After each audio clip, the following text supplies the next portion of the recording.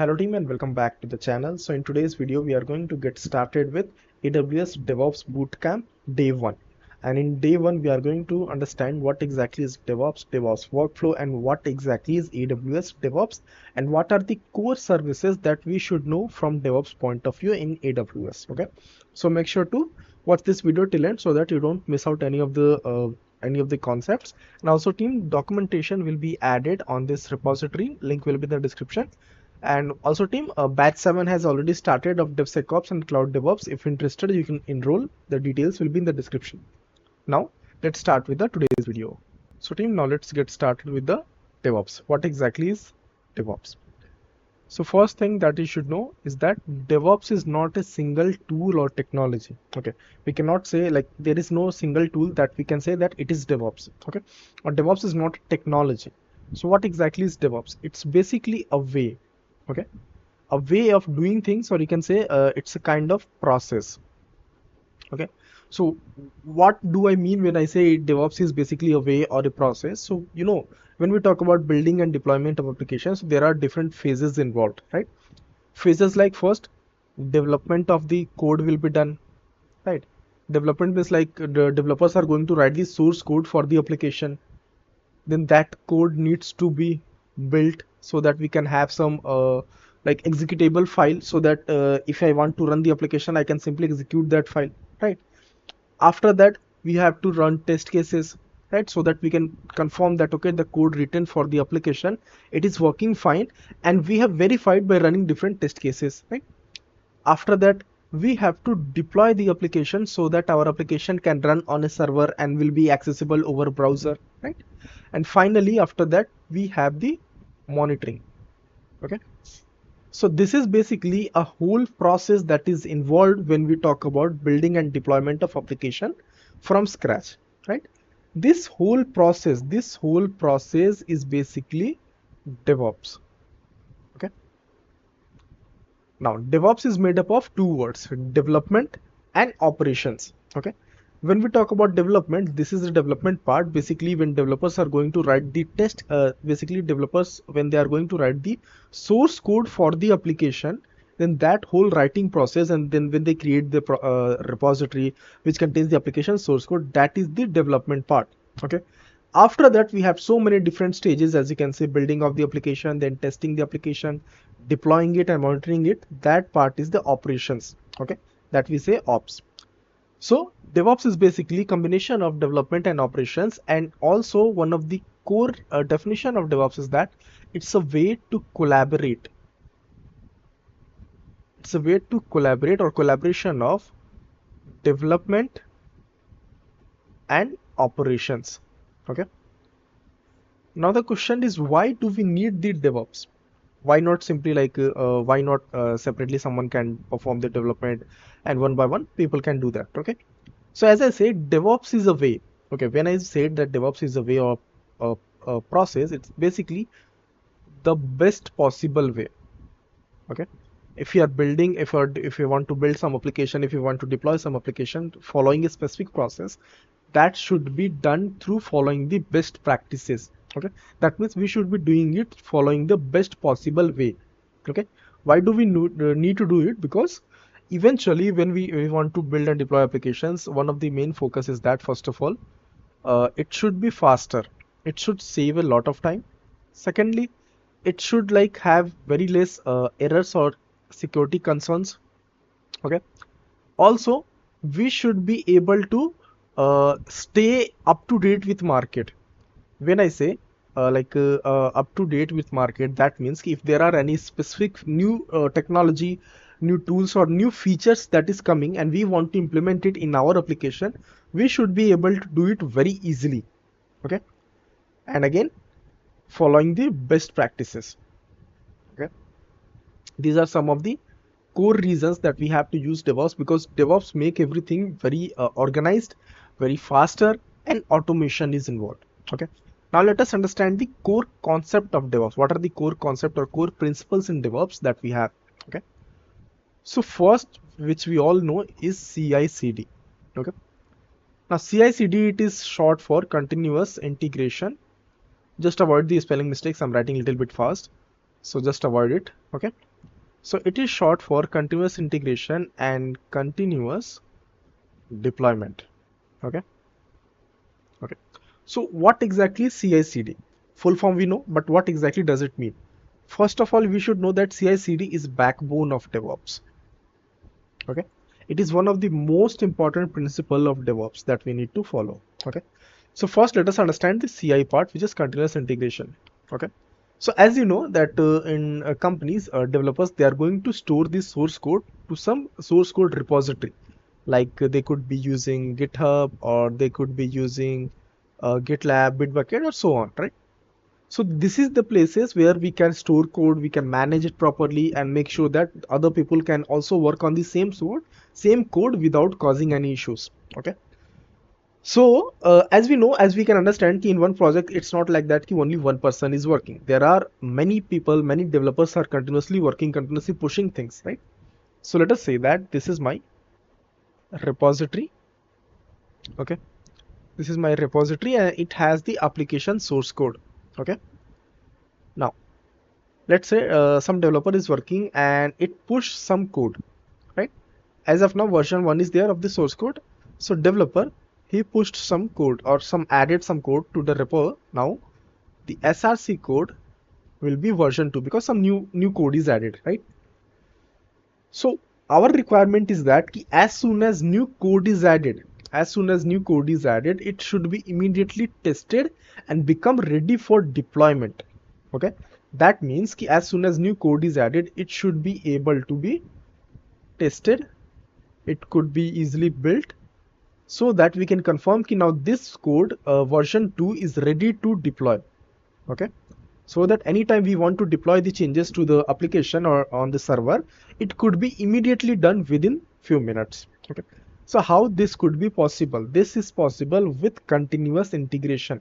Now continuous integration, from definition you can understand that continuously people are integrating things in the repository, right?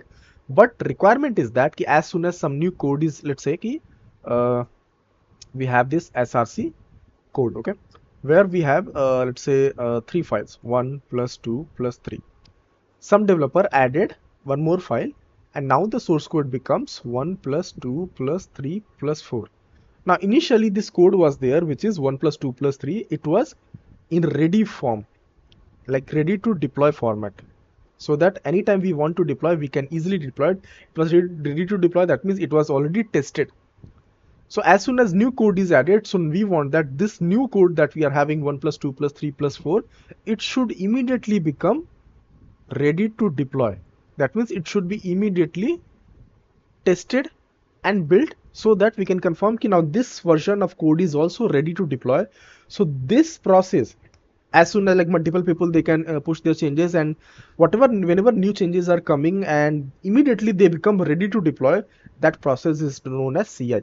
Okay, so what exactly does happen in CI? So basically we use automations. Okay, let's say we have this repo SRC1. Okay, and what happened, someone added some new file, let's say added file, so it is automatically going to trigger certain process. What process? This is going to automate trigger, or it's going to like start a trigger, basically start a process. What process? First process is that new code that we have, it will be tested. All the unit test cases that we have, it will be immediately run, so that we can confirm that new code that is added, it is tested and it is verified. Okay. Second, what we are going to do, we are going to build, so that we can have the executable version of the file. Okay, what do I mean by executable version? For example, if we have Java based application, so we build by running the command mvn package, which generates a file in the format of jar or var, right?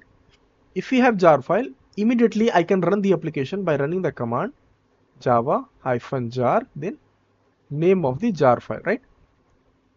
So this jar file that we have, which I'm saying that I can immediately execute it by using this command, this is the executable file that we get after building the application, right? That means after testing, we have built the application. Thirdly, if we are deploying an application to like Kubernetes or Docker, then we have to create the Docker images also. So those processes is also done. And eventually our application is ready to deploy.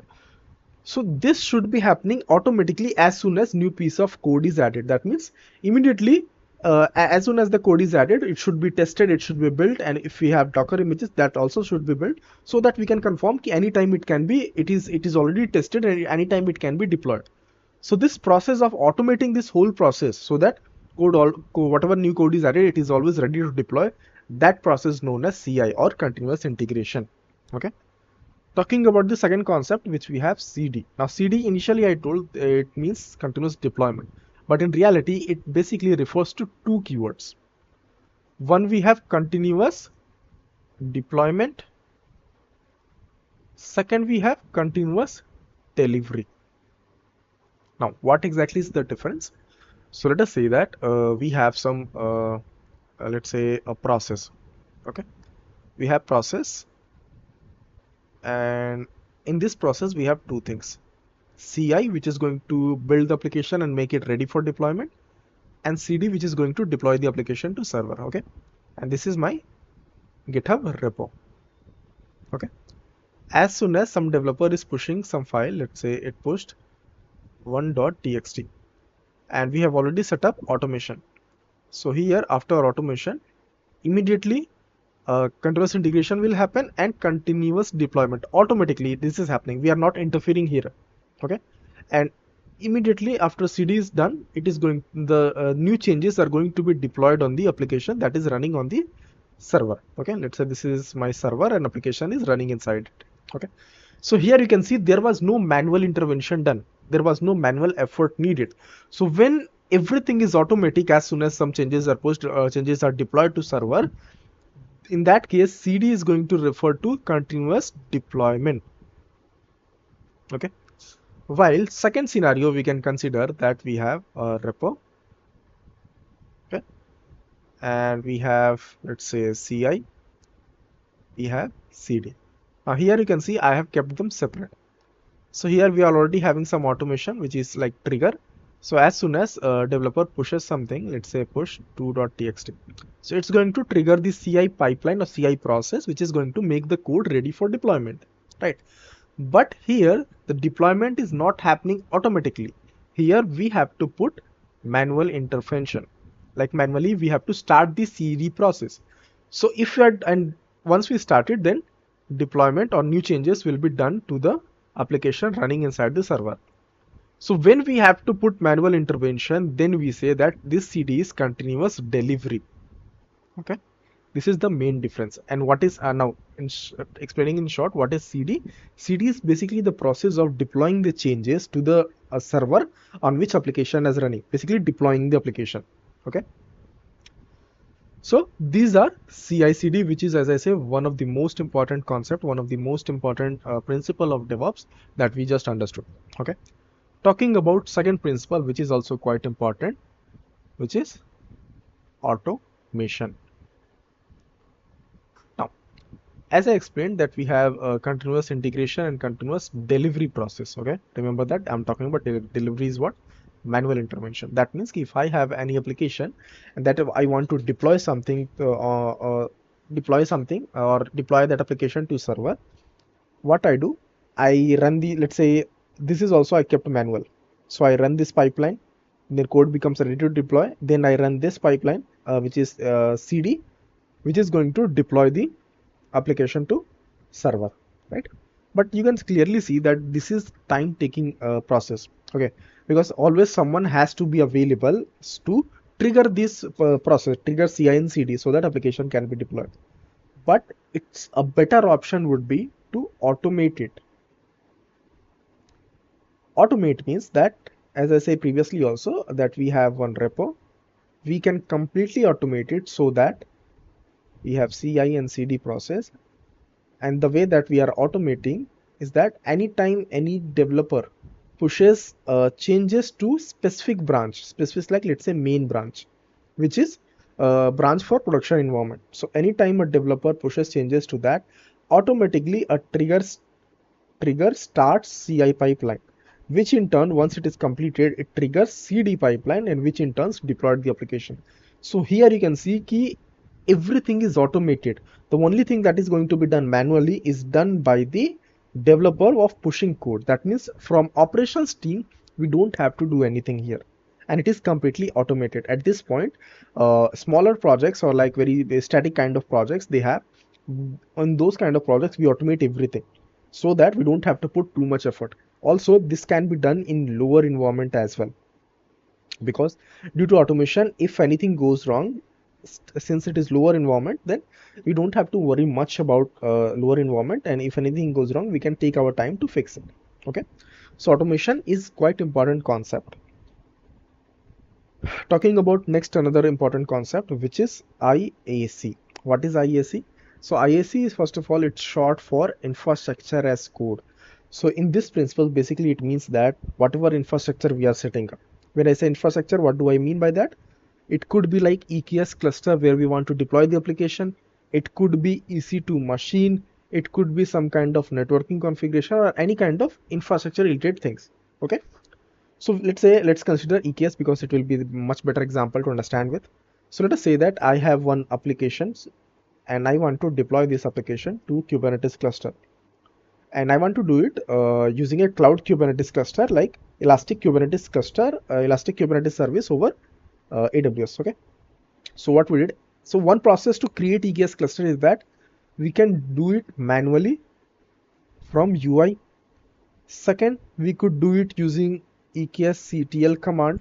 That is also like we have to run the command. Third process, and which is the best way to do it, is using IAC. Okay. Now let us understand like how exactly IAC could be utilized and how it's better than others. Okay. So let us understand a scenario that we have a requirement that I want to create 5 EKS clusters.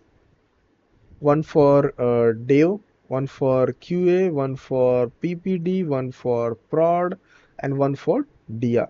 So if I'm doing it manually from UI, then I have to run like multiple times, 5 times minimum I have to provide all the configuration, correct? If I'm doing it using 𝗏𝗃𝗃𝗃𝗃, even though if you have some script, you can do it using 𝗏𝗃𝗃𝗃𝗃, but still, if I need to update anything inside them, then it won't be easy with 𝗏𝗃𝗃𝗃. Okay, but in IAC, what we said, as I say, it's short for infrastructure as code. So what we do, we store detailed configuration of anything, any resource that we want to create inside a specific file. For example, let's say we have this Git repo. Okay, inside this I created a file. Okay, and inside this file, what I have written that I want to create cluster, basically configuration of the cluster I have written. What kind of configuration? Let's say 3 worker node, each worker node will have 30 GB of storage. These kind of information I have written. Okay, and some network configuration. And now using a tool like Terraform, what I can do, I can run some Terraform command that is going to create the cluster utilizing the configuration defined here. For example, here I can run the command Terraform apply. And this is going to create a EKS cluster with the configuration that we have defined here. Okay, and later on, let's say I want to update, I want to like increase the storage, I want to add storage to 40 GB. So what I have to do, I just have to update inside my configuration file, and then again I can run Terraform apply, which is going to update the cluster with the new configuration. You can see how easy it is. Creating also easy and updating also easy. Okay. Now the scenario that we have, that I have to create 5 configuration files. So what I can do, let's say this is my Dev configuration. Okay. So and I have a requirement that all the clusters should be having same configuration as Dev. So what I can do, I can create a clone of this repository, clone of this file. 5 files I can create. Okay, and inside each file, since configuration is supposed to be same, that I can keep same. Name I can change to someone else, QA, then I can change to PPD and so on. And in this way, for each of these files, I will run the Terraform apply command, which is going to create the EKS cluster. Okay. Now you can see how easier it becomes to create multiple clusters with different kind of configuration anytime we want. Because even for QA, let's say I have a requirement that I want to have 4 worker nodes. So I can just modify the file, and then I can run the Terraform apply that will apply the changes. Okay. So here clearly you can see all the configuration, all the infrastructure configuration we are storing inside a file in the form of a specific kind of code. Okay, and then we are just using that code to apply the configuration. Okay, so this is what infrastructure as code basically means, and you can see how easier everything becomes. Now let's say some of my friends says, okay Aditya, I want to set up 5 clusters on my cluster also, on my server also. In that case, I can just share these configuration files, and the user can modify the file as per their own requirement, and then they can run the Terraform apply command to create the clusters. Okay, so this is infrastructure as code. Let's talk about another important principle which we have. Sorry. Which we have microservice. Okay, so what is microservice and how does it benefit us when we talk about working with it in DevOps? Okay, so let us consider one application. This application is basically an e-commerce application. Okay, so this e-commerce application, it has certain components. Okay, let's say this is my application. Okay, and it has multiple components. Let's say it has a front end, it has a database, it has login page, it has cart page, it has payment gateway, it has billing. Okay, and this is all these 6 components are running inside just one server. Okay, in this case I'll say that this is a monolithic structure. Okay, monolithic means in a single server all the components of the application will be running. Now let us understand the problem statement here. So first problem statement, let us say that I received a request from developer that they need to update payment gateway page. So for that, if they want to deploy new changes to payment gateway, or they want to change any kind, like perform any kind of changes to payment gateway, they have to take the whole application down because they are running in the single server. So whole application goes down, right? Similarly, if any issue occurs, let's say in cart service, in cart component, issue is happening. So if issue is happening, since all of them are running in the single server, again application goes down. Correct? This is the main problem statement. So in order to fix this problem statement, what we did, instead of having separate component, instead of having one server with all the components inside it, we said that each component will be running inside a separate server. For example, front end is running separately, login page running separately, payment gateway running separately, database running separately, cart service separate, and billing also separate. The benefit of this is that, let's say now if I want to update something on the payment gateway, so I just have to take down this server and other servers are still running. That means our application is still running. Okay, similarly, if this, let's say, billing component, billing service is going down, it is having some kind of error, in this case this will be going down but application is still running. Okay, so this is possible because of microservice, because each of these components are running as a separate service in a separate server itself. Okay, a simple example, you can say that let's say I have one e-commerce application I have deployed inside Kubernetes, and inside that we have just one pod which contains everything. So if I want to update anything on that application, I have to take the whole pod down, deploy any changes, then the new changes will be deployed and new pod will be created. While in case of microservice, we are going to have a one pod for each of the service. Okay, let's say this is front end, this is login page, right? And let's say this is this pod is for cart. So if I want to update anything on the cart side, if I want to change the UI of the cart page, I simply have to take this pod down, or deploy the changes, and then take this pod up. But this whole time these changes were being done, application is not going down because still running. Okay, so this is the main benefit of having monolithic service. Okay, so guys, next principle that we have is also one of the most important sections of DevOps, which is known as security. Okay, now the thing is when we talk about integrating security within DevOps, then it actually being called as DevSecOps, right? Development, security, and operations. Now, why do we need to give so much priority to security? Because it makes sure that your application is secure from bugs, from other kind of issues, from external attacks or any other kind of issues. It is safe.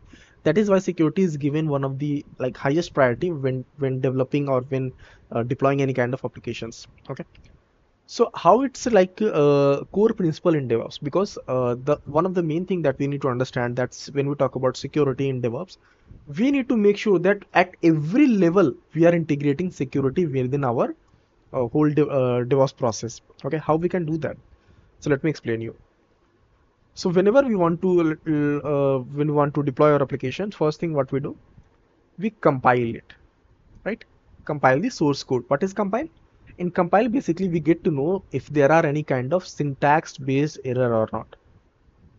Syntax based error means there could be some semicolon missed, there could be some comma missed, bracket missed, or there could be some like extra bracket added like that. So these are what? These are syntax based errors. So this can be found out using compile, and if compilation fails, then whole process will fail, and that will lead to no deployment. That means we are able to find security issues at early stages itself. Okay, so this is the first level of security that we are doing. Talking about second level of security, so we have different security tools like 𝗏𝗏, OS dependency check, which is going to help us know. First of all, 𝗏𝗏 will help let us know that if there are any kind of sensitive data inside the source code. Sensitive data means, for example, by mistake someone has added API key or some kind of password or some kind of token in the source code, then security tools like 𝗏𝗏 will let us know that there is sensitive data and that needs to be removed. Okay, so that is another layer of security. Third, we have like in any project you are working with, there are dependencies. Okay, dependencies are what? They are basically some libraries or modules that are required by the project to work with. Okay, that are mandatory. So we use different kind of dependencies, and in order to make sure that those dependencies are not outdated, not vulnerable, or not having any kind of issues, that we can get to know by using tools like 𝗏𝗏, which can scan these whole dependencies and let us know. So this is third layer of security. Fourthly, credentials. Okay, so when we talk about credentials, first of all, as I say, it should not be exposed anywhere. So the best way to manage credentials, there are tools like Vault, or inside even AWS we have like Secret Manager. These are certain tools where you can store your credentials, and later whenever you want to use it, you can just fetch it from there. This will make sure that your credentials for any kind of thing is kind of secure. Okay, next level of security that we have, which is one of the most important thing, is finding bugs, then vulnerabilities, code smell, or these kind of issues in your source code. That can be done using a tool like 𝗏𝘗𝗏𝗏𝗏, which is going to help us know if there are any kind of bugs in our code, vulnerabilities in the code, or if there is code smell. Okay, so these are also quite important issues that we should be aware about, and that we should make sure that these issues are not in our source code. For those of you who are thinking if we are able to find bugs, vulnerabilities, or code smell in our source code, who is going to fix it? So that is the part of developers. All those issues will be fixed by developers, because as a DevOps engineer, we are not much aware about the source code. We are aware about the project structure, but not about the source code. Okay, next up we have a Docker scan, Docker image scan. So once we build the application, we are also using that executable file like jar or war file to create a Docker image, right? So using tools like 𝗏𝗏, we can scan Docker image also, if there is the base image that we are using, if it is secure or not, or if the jar file that we are using there, it is having any kind of issues or not. Okay, that can be scanned. Next up, we deploy our application to Kubernetes, right? So there are multiple ways using which we can, generally when we deploy from Jenkins or any other CICD tool, we have to store the credentials in that CICD tool. But as a part, when we're talking about security is a big concern, we should be following the GitOps approach, so that we don't have to provide the Kubernetes credentials anywhere. We could use Argo CD, which could directly fetch the manifest files from GitHub repository and deploy to Kubernetes. No credentials we have to store anywhere. Okay, this is the best approach. So these are some of the security concerns that we should be aware about, and these are the certain things that we should be focusing on when we talk about security or integrating security in our DevOps process. Okay, So team, now let's talk about the another most important thing, which is DevOps workflow. Okay, what is the DevOps workflow? How exactly whole code will be written and how it is going to be deployed. Okay, so let us say that this is my GitHub repo. Okay, so basically everything starts, let's say this is my client. So client says that okay, my application is running fine, but I want to make any kind of changes to the application. Client says okay, I want to change the background color of the application. So he's going to inform us. Okay, so for that he's going to raise a Jira ticket. Inside that Jira ticket, he's going to write information like I have a requirement of updating the application background color. Okay, so that ticket will be taken by some developer because they are the ones who is going to write the source code. So once developer get that ticket, he's going to start write the source code. He's going to write the source code for that new feature that client has requested to add in the application. So once developer has written that source code, he's going to test that code in local. Local means he's going to test it in their personal machine or like office laptop. Once they are confirmed okay, this is fine, then they are going to push that code to repository. Okay, so once the code is pushed to repo, then we already explained that there is a concept of automation. So once automation is enabled, it's going to start the CI and CD process. And CI process, first of all, we have compile process, which is going to find out if the source code written by developers, if it is having any kind of syntax based error or not. If there are any semicolon missed or any bracket is missed, any kind of these things is there or not. After that, what is going to happen? Test cases, the unit test cases that is written by developer or the testing team going to be executed. So we can confirm that certain units of your application are tested. Okay. After that, what we do? After that, we perform a file system scan. Why we have to do that? So that we'll be able to find if there are any sensitive data added in the source code or not. Because if it is added, then it is not a very good practice, or it should not be done. Okay, so this can be this file system scan can be done using a tool like 𝗏𝗏𝗏. Once we have done that, then we can go ahead and perform 𝗦𝘶𝗃𝗏𝗃 analysis, which is going to find if there are bugs, issues, code smell, vulnerabilities, technical debt in our source code present or not. If they are present, then report will be generated, which will be shared to developers, and developers are going to fix the source code again. Okay. Then whatever things we found, let's say we found 10 bugs. Okay, we found certain, like let's say 15 vulnerabilities, certain things. So we had our own threshold. Let's say our threshold is that if there are bugs more than 9 and vulnerabilities that are more than 10, then it should fail. This code should not be accepted. So next stage will be we call it as quality gate check. What its task? It's going to compare the report generated with the threshold that we have set up. So if there are you can see there are 10 bugs and 15 vulnerabilities, then we cannot accept the code, and this code should be sent back to the developer to fix, so that the bugs and vulnerabilities are resolved. But if everything is fine, we have very less number of bugs and vulnerabilities are also less, then we can go ahead and now we can build the application. Building the application means basically we are generating the executable file or generating the artifact.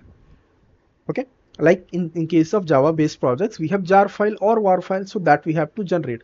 But the thing is that once you generate those artifacts or jar or war file, they can have multiple versions, because let's say initially there was code version 1, but later on some new features added, now the code became version 2. So similarly there will be different jar files, right? So how do we manage these jars? Because let's say we have version 1 jar, we have version 2 jar, right? So sometimes I want to deploy version 2, and sometimes it is possible that I might have a requirement that I want to roll back to version 1. So if jar is present, then I can easily roll back, right? So how do we manage it? So for that we have separate tool which is known as artifact repository tool. Okay, there are different kind of these tools. In AWS also we are having, in Nexus also we are having. So artifact report tool you can call it. It's going to store the artifacts that you generate, and it's going to manage it based on different versions. Okay, after that we are going to build the application make the application executable in any environment. That we can do using Docker image. Okay, so that our application can run anywhere irrespective of what kind of platform we are running it on. Okay, because generally, let's say I have built my application inside Linux. It was built on JDK 17. It was executed using command like java -jar, then star.jar. Okay, so if I want this jar file to be able to run on other platform also, I need to make sure that these things are present. These are like prerequisite. This environment should be same, that there should be Linux, there should be JDK 17. So in order to make sure that our application is able to run anywhere, what we do, we package the application with environment itself, like JDK, Linux machine and other things, and we share that package so anyone can run that package anywhere. Okay, that is the main purpose of Docker image. So once we create Docker image, we have to add another security level, which is going to scan the image. This can be done using tool trivia. Okay, once it is fine, then we can push the code to Docker repository or some private Docker registry, which is it could be like local or which could be cloud based. Okay, and finally what we are going to do, we are going to deploy the application to Kubernetes. And one last thing we can do, which is to verify the deployment if it is correct or not. And next what we can do, we can send mail notification to all the stakeholders or the team members who are part of the project, so that they can confirm that okay, we received the notification that deployment has been done. Okay, and later on, once application is deployed, let's say this is my website which is running fine. Later on, we are going to use certain tools like monitoring tools. We have inside AWS also, we have certain tools. Outside also we have like Grafana, Prometheus. Those tools, we can use those tools to monitor the application so that we can confirm that it's working fine without any kind of issues. Okay, so this is the whole DevOps workflow that we should be aware about. Now let me explain you the specific tools in AWS that we are going to cover to help us with these kind of things. Okay, so team, now let's understand about AWS DevOps. Okay, now DevOps, we already understood DevOps, we understood security, we understood, and different important principles also we understood. So basically what happens, AWS it provides a suite of tools and services. Okay, when I say about suite of tools and services, it basically means that it's going to provide a group of different kind of services and different tools. For example, in suite of tools we can have the code suite, inside which we can have code build, code deploy, and code pipeline, all those things, right? So it provides a lot of different tools and services that is going to help us implement DevOps practices efficiently.